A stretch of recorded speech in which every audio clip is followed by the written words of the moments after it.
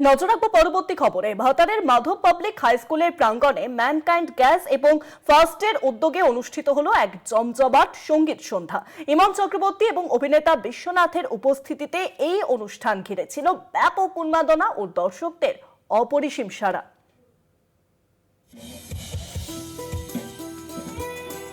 Mankind gas ও ফার্স্টের উদ্যোগে আয়োজিত হলো এক মন মাতানো সঙ্গীত সন্ধ্যা।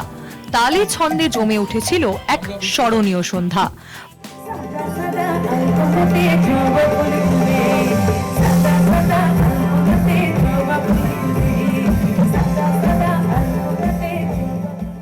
খুব ভালো লাগছে, সবার এত দর্শক, তাদের সবার সামনে পারফর্ম করব, এক্সাইটেড।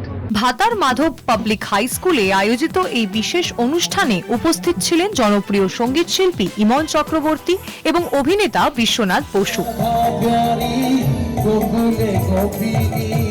গ্যাসোভাস আছে যে সুন্দর একটা মানুষের জন্য বহুদিন থেকেই সার্ভিস দিচ্ছে মানুষকে ভালো রাখার, যার আমি ব্র্যান্ড অ্যাম্বাসাডার গ্যাসোফাস্ট।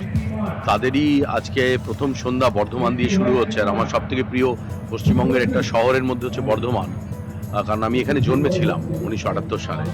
তো সেখানে একটা মিউজিক্যাল সন্ধ্যা, তো আমার পারফরমেন্স আছে, পারফরমেন্সের পরে ইমনের পারফরমেন্স আছে, একটা বোমবাস্টিং কিছু হতে চলেছে।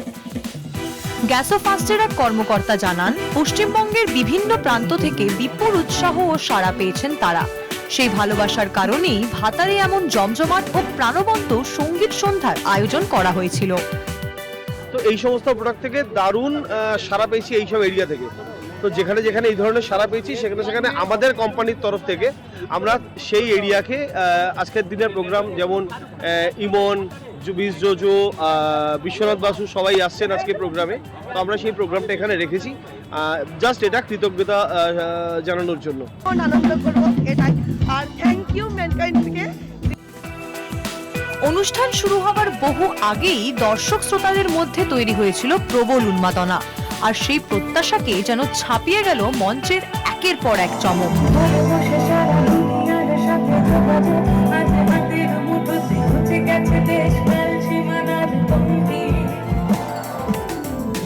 সুর, বিনোদন আর সংস্কৃতির আবহ মিলেমিশে উপহার দিল এক দুর্দান্ত অভিজ্ঞতা।